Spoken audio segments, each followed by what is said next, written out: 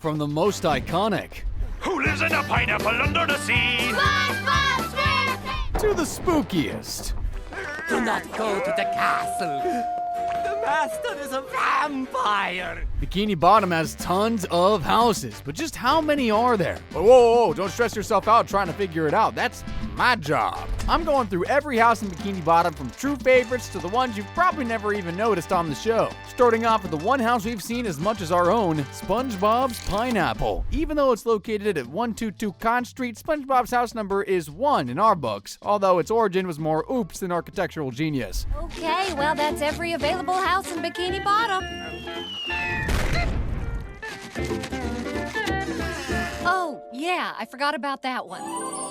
And just like that, it was a love at first sight. I mean, who wouldn't fall for a giant fruit as a house? But let's be real, if it wasn't for that freak accident, SpongeBob would probably be living in New Kelp City or Dolesville, USA. It might be a pineapple to us, but to SpongeBob, it's so much more than just a home. And I mean that literally. Squidward, I love this old pineapple.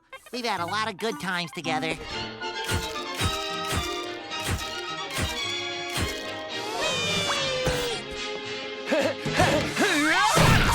Weird, but cute. I can boldly say that SpongeBob's Pineapple has been shown just as many times as he has, not only because it's shouted out in the theme song, but because this OG's house has been through everything, and I mean everything. It's been eaten, swallowed, remodeled. Let's not forget it's been blown to smithereens more times than we can count, too.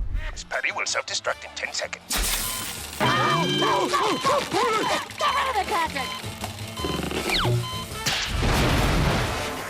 That's gonna leave a mark. And that's not even counting the time SpongeBob and his pals deliberately destroy the pineapple. I mean, when you're living in a pineapple, is it even a home if it hasn't been blown up or eaten? Anyway, still on Con Street, we have the ultimate oddball residence at 120 Patrick's Rock.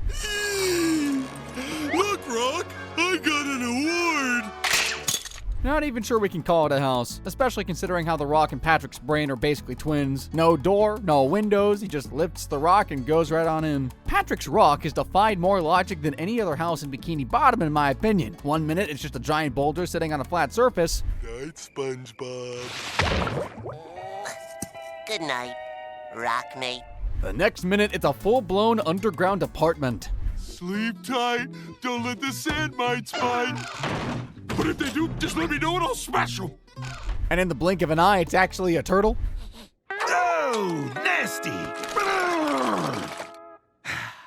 Let's get the show on the road. So we can agree that Patrick Star's home lacks any logic whatsoever, but we're just going to roll with it because, hey, it's made of sand and Patrick can mold it into whatever style of apartment he feels like. It's honestly not that surprising considering we've already seen him build his furniture from scratch. Furniture!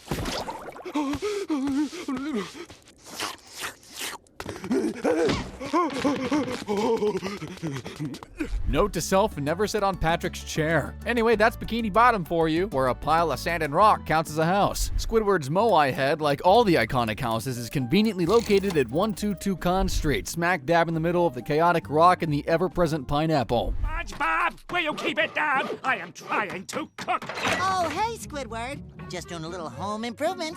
Well, you made me spill pepper all over my imported rug. Even though Squidward really loves his house, I'm 101% sure he wouldn't depict it if he knew a pineapple would fall next door and bring SpongeBob to his neighborhood, because let's be real, thanks to that, his once innocent Moai house has been through almost as much destruction as SpongeBob's pineapple has. It might not have had to deal with nematodes, but trust me, it still had its fair share of damage.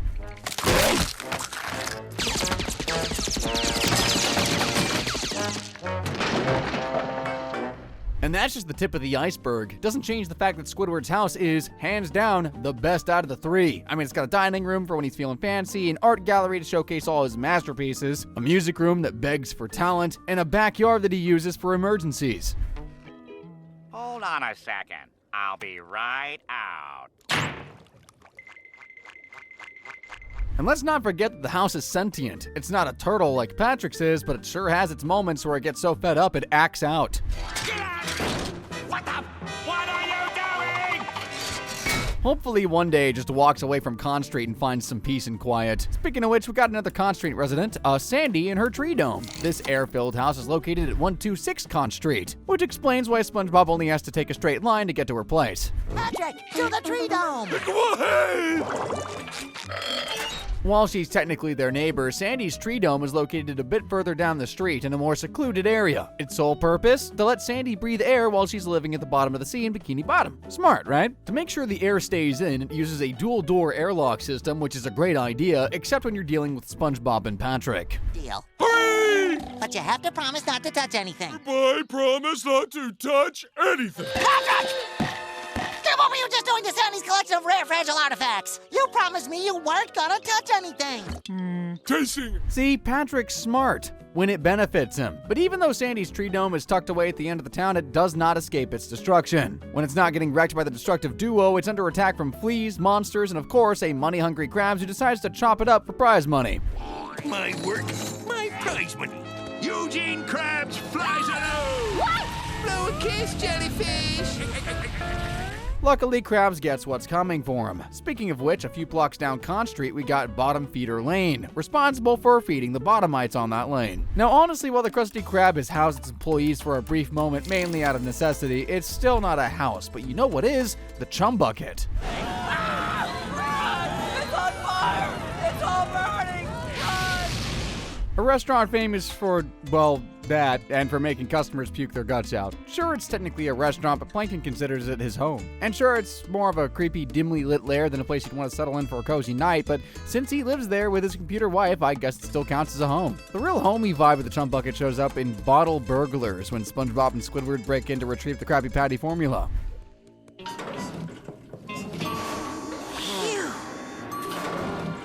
Good night, honey.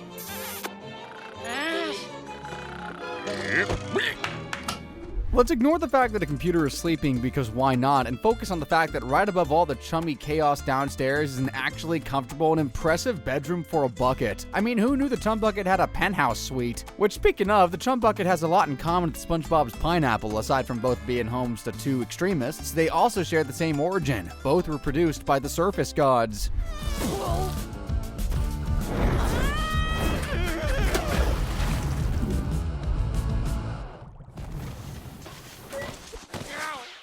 And boom, with a splash of red paint and a self-explanatory name, the Chum Bucket was born. Moving on to our sixth house, located at Anchor Way, just a short drive up from Con Street. In this suburban area, we got Mr. Krabs' and Pearl's Anchor House, which we're first introduced to in Squeaky Boots. Money, money, money, money, money. 10, 20, 30, 40. Well, who's there? A perfect miser's dream house for a tight-fisted ex-sailor. It's clear Mr. Krabs is all business, especially when it comes to money. With all his wealth, you'd think his house would be more flashy, but no. It's got 2 red shingled roofs, a few windows, and a wooden door. Nothing too extravagant, just practical. Because why spend money on a big fancy house when you can save it? As for the interior, not too shabby, especially after SpongeBob and Patrick gave it a bit of a makeover in wet painters. Patrick, Yeah, SpongeBob? I don't think this bubble can get much bigger. Nonsense!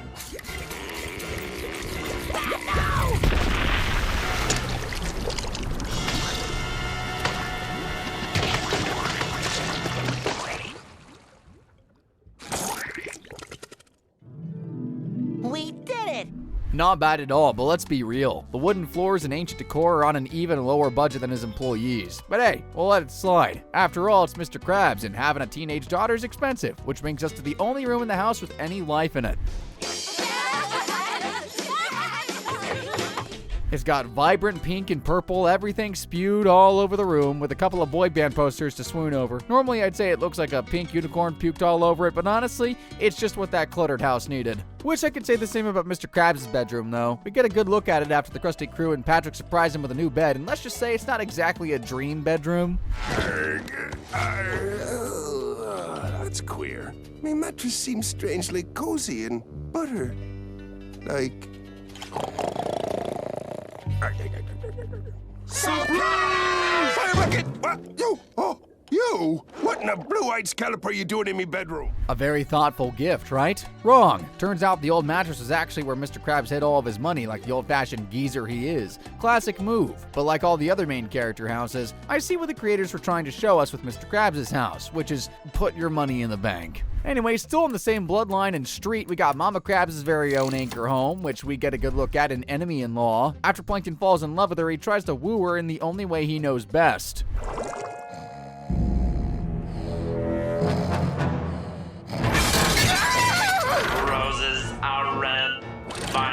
are blue. World domination has nothing on you. The crazy part? It worked. I'm just gonna roll with the theory that Mama Crabs might be a bit of a masochist because after seeing the utter destruction Plankton's capable of, she falls head over heels for him. Or maybe it's the fact that Plankton isn't as greedy with his spending as Mr. Krabs, or heck, maybe it's a little bit of both. But just like that, the two of them start something.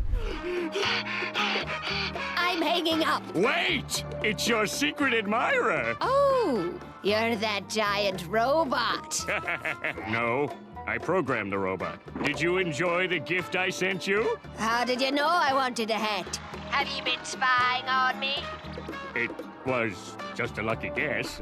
If you look past the stalking, Plankton actually gives us a perfect view of the anchor's interior. Mama Crabs keeps it simple yet classy with a cozy bedroom, a comfy sitting room, and a charming garden outside. But like mother, like son, right? The nautical aesthetic runs deep in the family with the anchor building style, though hers has a much older, cozier feel. We get a better look at this in Midlife Crustacean when Mr. Krabs breaks into his mom's house trying to keep up with the youngins. Frilly things! We hit the jackpot! Oh, yeah, Mr. Krabs!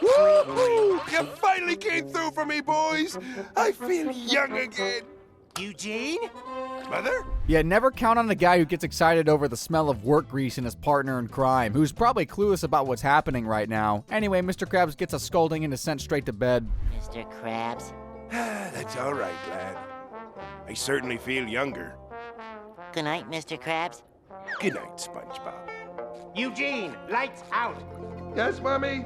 With the race car bed and toys scattered all over the room, it's safe to say Mama Crabs wasn't as tight-clawed as they make her out to be, and I'm sure her granddaughter would totally love the aesthetic. Another person who would absolutely love that vibe is Mrs. Puff, because just around the corner she's got her own pink paradise. We first get a look at it in No Free Rides, right after she finally gives SpongeBob his license to get him off her back. Pasta. Surprise! To the greatest teacher ever! Thank you, Mrs. Puff. I know I speak for everyone when I say that we consider you a member of the SquarePants family. I think you've made your point, dear. Ahem.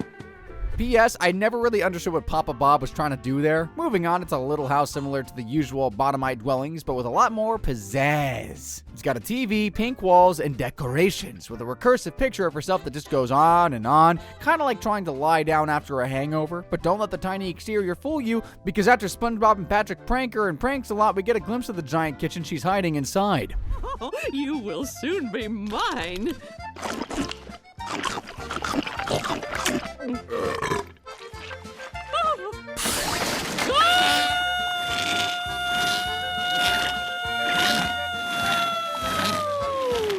A prank that would have hit harder if SpongeBob asked for extra driving lessons. But seriously, did you see the size of that kitchen? She probably needs all that space to cook up new ways to get rid of SpongeBob or something, man. And you know she's definitely gonna need it because SpongeBob gives us the closest view of her bedroom that we could ever ask for. Hey, Mrs. Puff, I can see your house from up here.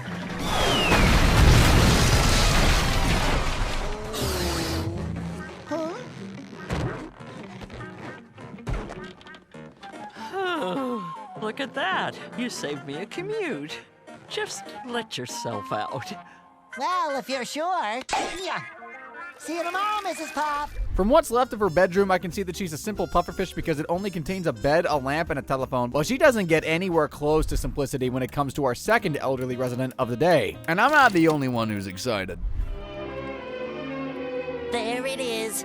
Grandma's house. What wonders await me today?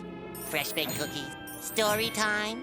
A sweater with love in every stitch. You guessed it, Grandma SquarePants' house. 2 seasons in the show, and Grandma's Kisses. SpongeBob pays a visit to a sweet grandmother, and as anyone would, he's excited to see her. Most of the episode is really just about seeing the pampered side of SpongeBob, and it's pretty heartwarming. Oh, yeah. Grandma's cookies. Now who wants to lick the spoon? Me! And then we drove all the way home with all the windows down. Well, a tad more weird than heartwarming, but the good news is in just one episode we get a peek at Grandma SquarePants' adorable hut exterior, her kitchen, and her cozy living room. And I gotta say, boy does she love green. Even her outfit's green. With how serene the place is, it almost feels like it's not even in Bikini Bottom. But of course, there's only so much peace and quiet to go around. Especially once Patrick talks SpongeBob into ditching his baby act and acting more like a man, because nothing says manly like being convinced by Patrick. What am I going to do with all these fresh baked cookies? Sorry, Grandmother. We adults don't partake in the consumption of sweets. Right, Patrick? Keep 'em coming, Granny! So much for no more baby. No surprise there. And what's even more hilarious is how SpongeBob still tries to tough it out the whole time while Patrick is living his best life getting babied by Grandma. But hey, it takes more than some oversized 60s sideburns to overcome the power of chocolate chip cookies and milk. A couple of jealous pampering sessions later, and SpongeBob tosses his manliness right out the frackin' ocean. I don't want to grow up. I want cookies and milky. I want a sweater with love in the stitches. I want to wear tighties. I want to ride in my wagon. I want to cuddle with Mr. Stuffy Kids. I want to rock in my seahorse. Bro literally turned Grandma's kitchen into a play. Moving on to our 10th house. Technically, it's not really a house, but it's got a lot of interesting residents, and I'm talking about Shady Shoals Rest Home. I'm adding it to the list because, come on, it's got home in the name. The first time we see this place is after Squiddy gets fed up with SpongeBob and Patrick's cosplay of Mermaid Man and Barnacle Boy, so he directs them to the not-so-secret location of their heroes.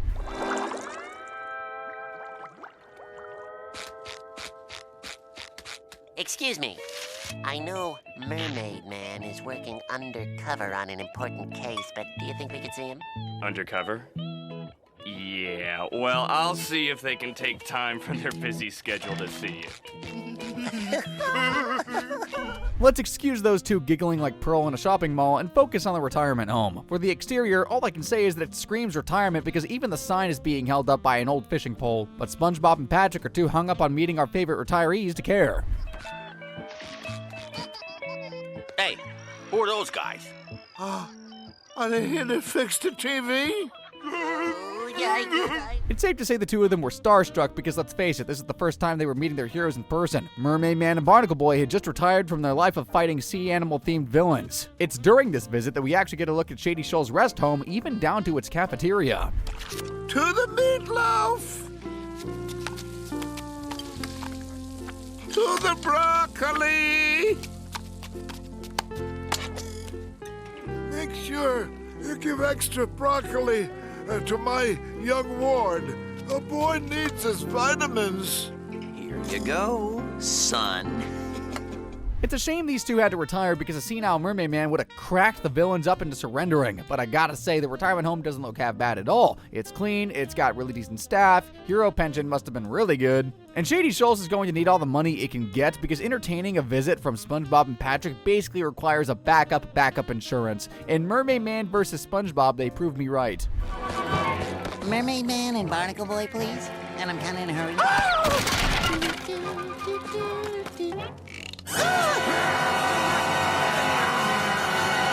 Oh my gosh! You guys live in a dump! But we don't have time for that right now. Technically, it was Plankton's fault, but meh. Luckily, by next season, they managed to fix everything, and both Shady Shoals and the heroes are back to normal. Or, you know, as normal as they can get. Patrick Star. Don't they look peaceful? Yeah. Wake up!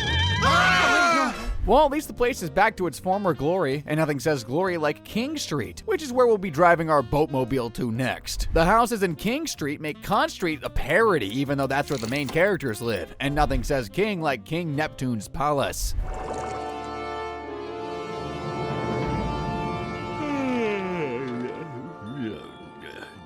Oh, Neptune, surely this isn't the behavior befitting a king. Hiding in bed for days on end, doing nothing but watching daytime television.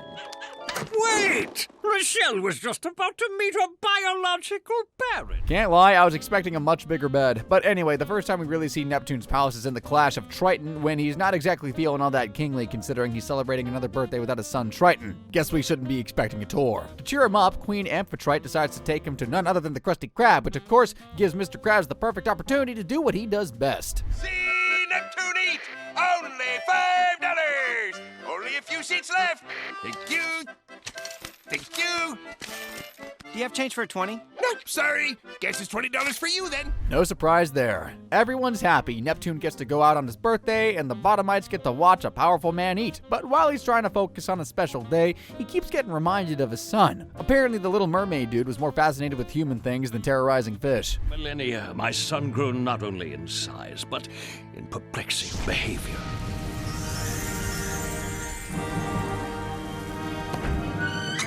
What is going on in here? Hey, Dad, check it out. I'm studying chemistry, and I've just created a cure for all mortal diseases. First of all, Triton sounds like a cool dude. Secondly, it took a second to realize that Neptune wasn't sitting on his throne. That golden seat you saw him on? Yeah, that was his toilet. The palace is made of gold and gold-like decor and a kind of ancient Greek god aesthetic. Even Triton's room is big enough to fit the whole of Con Street in it, and it screams fancy. Now that I've dropped the word fancy, you can probably guess what's coming next. Squilliam Fancy Son's Tower, or you could even call it a mansion. And what better way to see this than the episode House Fancy? Why, thank you, Nick. And your house doesn't look too bad either. Oh, Nicky. Camera crew, can we get a shot of Mr. Fancy Son's fabulous house, please? Hey, that's no better than my house.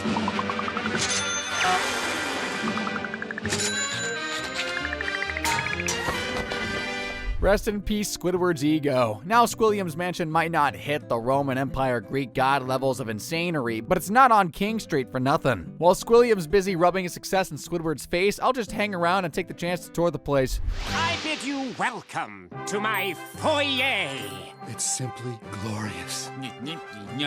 It truly is, Nicky. It's like I've died and gone to fancy heaven. I can see why he's called Fancy Son, because boy is that place fancy. And mind you, that's just the entrance. Frames and royal carved pillars every 2 steps you take, and let's not forget the golden touches on literally everything. If I were Squidward and saw that entrance, I'd have thrown the whole TV out the frackin' window. But nope, you can't envy your rival if you don't know how much better they are than you. And Squilliam made sure to let Squidward know exactly how much better he is. And now, I would like to present to you my favorite room in the house. It's all custom. Look at this. It's my jewel-encrusted toilet paper holder. Here, I thought Neptune's golden toilet seat was impressive. The hallway leading to the bathroom is already mouth-wateringly fancy. There's even a Squilliam statue with a cowboy hat for some reason, but the bathroom? Holy guacamole, it's to die for. I'm pretty sure the shower pours diamond jewels. That don't even clean you. Although I do have some reservations about staring at your own pictures while you take a dump, but hey, what do I know about what fancy people are like? And just when I thought I couldn't be more impressed, Squilliam frackin' does it again. An elevator? Watch your step. This may take a while. Just sit back and relax. What the? A whirlpool bath elevator? I brought some soap. Okay, back it up. Let's just hold it right there. There's got to be such a thing as too fancy, okay? Because who the hell needs a hot bath in their elevator? It's like one of those made-up things a kid in your class would claim to have in this house just to sound cooler, but this dude actually has it. Welcome to my rooftop garden. Romantic grotto, sparkling berry mineral soda waterfall, and my personal favorite, a 130-foot-long sculpture of my unibrow. It's huge. You can already guess that that's the peak of it because Squidward gets so fed up he calls the show to counter Squilliam's fanciness. Now, I don't doubt that Squidward's fancy, but there's only so much you can do on a cashier's salary. Then double the sorrow for a cashier who works for crabs. In his desperation, he gets SpongeBob and Patrick's help, and no surprise, it turns into a disaster, but luck had other plans. What you have done here harkens back to the illustrious post-primitive movement popularized by famous designer Saul Limkins. Say, was he a big inspiration for you? Why, yes. I've studied him for years. No. I would like to announce that Squidward's house will be featured in an hour-long commercial-free House Fancy special, and Squidward will be crowned House Fancy Prince of the Year. A happy ending for all. Squidward fancicles, more like. They don't hire me for my jokes, guys. They hire me for the voice. Moving on to another mansion that might not be on King Street, but it sure should be. We got Lady Upturn's mansion, which we see after Mr. Krabs and the Krusty Crew take on a catering job for who else but Lady Upturn. I do not have time for this tomfoolery. I have a mansion full of very high-class guests waiting for very high-class catering. Are you they or are you nay? Indubitably, madam, we are your high-class caterer. All Mr. Krabs needed to hear was a large sum of money, and he'd probably throw in his shell, too. Now back to Lady Upturn. You can already tell Squilliam's got some competition because even her chest screams stuck up. Her mansion is one of the most unique houses in all of Bikini Bottom. It's a frickin' giant bedazzled handbag, but let's not judge a mansion by its cover just yet, and Mr. Krabs is our ticket into the interior. But where are your tuxedos? Tuxedos? Oh, just give us a moment to suit up, me good lady. Now, where are we going to get tuxedos from? You! Hey, what are you Poor Squidward. But after seeing the check for 50 grand she handed Mr. Krabs, even I'd be anything too. With zero experience in catering, the Krusty Crew and Patrick head down to Lady Upturn's house, and the inside did not disappoint. This place is so shiny. Yeah, and so are the people. A simple yet classy interior, purple walls and snubbish faces. It might not have Squilliam and Neptune's gold decor and pillars everywhere, but it still gets the fancy vibe across. While SpongeBob works his magic, turning the Krabby Patty into La Krabby La Patty, yeah, not exactly what he called it, but you get the idea, Mr. Krabs goes on a little adventure deeper into the mansion, stumbling into the bedroom. This must be the place. Hello? Ooh-wee. That is one big waterbed? Birthday cake! Hi, Daddy! Don't call me that! And stop jumping on that waterbed, you'll pop it! Okay, Daddy! Get over here! Nothing screams wealth like an oversized waterbed underwater. But don't be impressed just yet, because a couple seasons later in the episode Upward, Lady Upturn shocks us all by actually liking Squidward's clarinet playing. Apparently it's avant-garde. Once again, I can't question the taste of the fancy, but thanks to that, she invites him to live in her mansion. The mansion is mine. You just get one tiny room. Oh, my. Wow! I cannot wait to show you off to my wealthy, taste-making friend. If that's one tiny room, then I sure as hell would want to see the room she gives her prestigious guests. I mean, the room is an underwater villa with a front row seat to watch real-life Mako mermaids. Almost wish I could stay on the fancy side of things, but I gotta move on to the next one, which, by the way, is Old Man Jenkins' house. Now, there are different versions of his place since the guy's got 5 different iterations, but the first one we got to see was the popular one in the main drain episode, where SpongeBob and Patrick go hunting for Bikini Bottom's main drain. I wonder who else knows about the main drain. Whoa! Old Man Jenkins!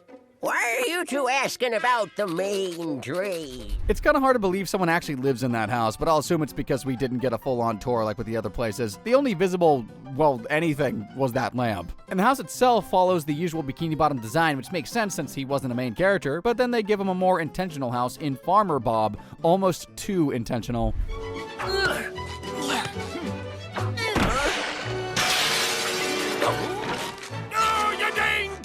They up and gave him a baby sentient house and an elderly one too. Anyway, for most of the show, Old Man Jenkins is portrayed as living in a barn, since he's basically the old McDonald of Bikini Bottom. Moving on to a house that might not be sentient but is dead. None other than the Flying Dutchman's ghost ship, which made quite an entrance in Shanghai. Holy shrimp! Squidward! The sky had a baby from my cereal box! Squidward! Squidward, the sky had a baby! That's not a baby. That's a giant anchor. Now go away. Hey, SpongeBob, the sky had a baby. To get to the bottom, or well, top of the situation, 3 of them climb up the anchor until they come across a ghost ship. Now, you'd think a giant green glowing floating boat would be enough to spook them back home, but no. They're way too oblivious to anything, and Squidward really needs to give the owner of the ship a piece of his mind. I don't know. Why? I don't know. Doesn't it just kind of ring a bell? Yes. I know who owns this boat. I just can't place the name.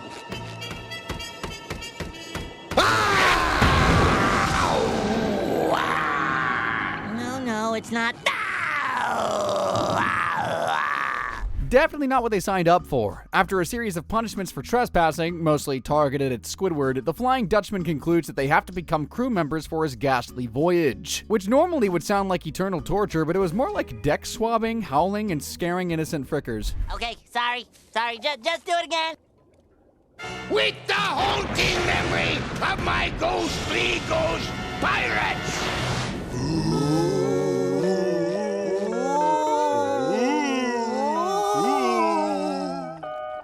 How does he do that? He'd have more fun making the victims scare SpongeBob and Patrick. Anyway, that's how the whole night goes. They keep wrecking the ship he's been maintaining since the 16th or odd century. I swear the ship probably died a second time that night. And in the usual SpongeBob and Patrick way, they tire out the Flying Dutchman. Why do you think the Dutchman asked us to wait in our bunk room? Maybe he's gonna give us a reward. Like movie passes? Or an oversized coffee mug. I've been thinking. Stop bouncing! This whole crew for eternity thing isn't working out. It's not really you so much as it is me. While that sounds like a heartfelt breakup, he actually decides it's better to eat their souls. The good news for us, we get to see the inside of the Flying Dutchman's ship. Your usual old wooden boards with a few ice skating shoes thrown in for fun. Back to dinner, SpongeBob and Patrick, they finally figure out how to escape. After all, they weren't part of his ghostly crew all this time for nothing. Give me back my socks! Everyone knows I can't eat without it. Never. Okay, then.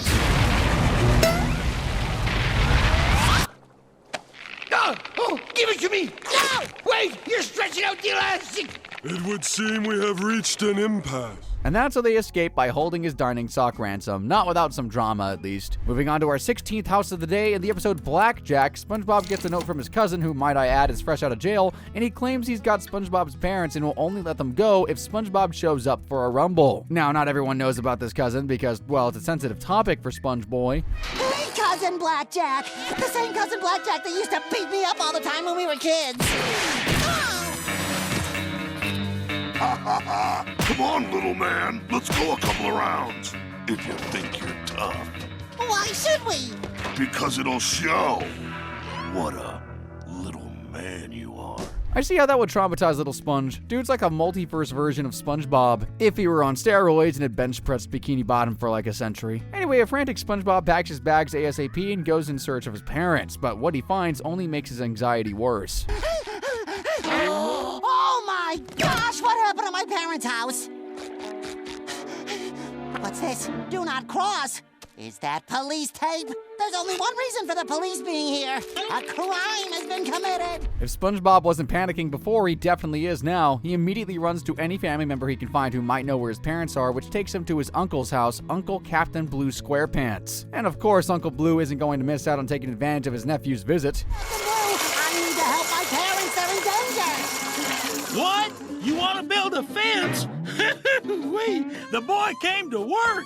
Actually, I came to try to find... Typical family errands. But surprisingly, Uncle Captain Blue's place isn't your typical bottomite home. Instead, it's a metal building with a simple decor and a large lawn, which of course he makes SpongeBob mow. But after spending the whole day doing chores, his uncle finally decides it's time to help out. Just try to relax until we get there. There it is. We're here. Lock the door behind you, kid.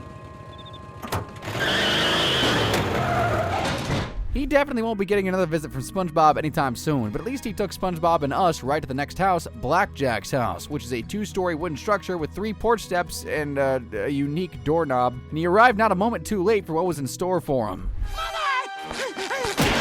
Mom, help me! They're trapped in the basement! Mom, Dad, quick, let's get out of here! Oh, but if we leave now, we'll miss the party. Turns out there was no crime, and Cousin Blackjack was only arrested for littering. With all that misunderstanding, I'm going to ease back to one more mansion. Up next, we got Tony Fast's mansion, which we see in the hot shot after a boating miracle happens.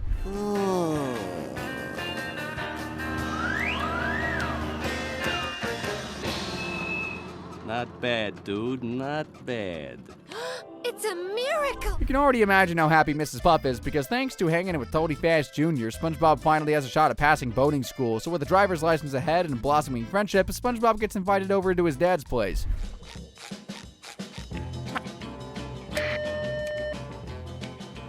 Who is it? SpongeBob SquarePants. Who? SpongeBob SquarePants.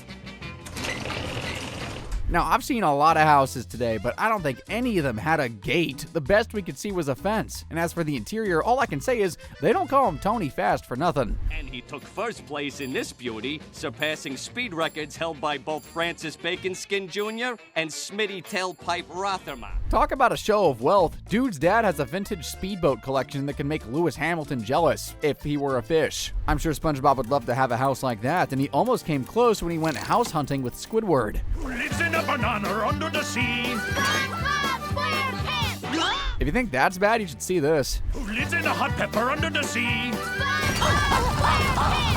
Or even this. Who lives in a chicken parmesan hero under the sea? That one ain't half bad, and mind you, Squidward's only helping because he somehow convinced SpongeBob that he's allergic to his pineapple, but let's be real, he's not exactly killing it as a house agent. Okay, so that's a no. I think I know what you're looking for. How about this for space? Hey, what's this lever do? These aren't even houses, they're all just junk from the surface. Then again, aren't all Bikini Bottom houses refined junk? But it's not only the rich that put an effort in refining their place, we also have villains and gag characters like our next resident. In Squidferatu, SpongeBob and Squidward head on a journey to Nosferatu's castle because for some weird reason Squidward keeps getting his mail. Must be the nose resemblance, but it's not an easy journey by any means. Do not go to the castle. The master is a vampire. He means to suck your blood. What are you talking about? Nosferatu.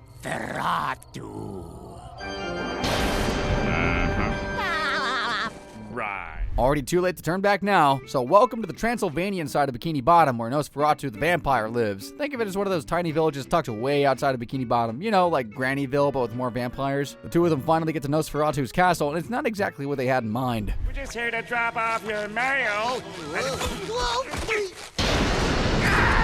What's happening? Aw, it's just Nosferatu.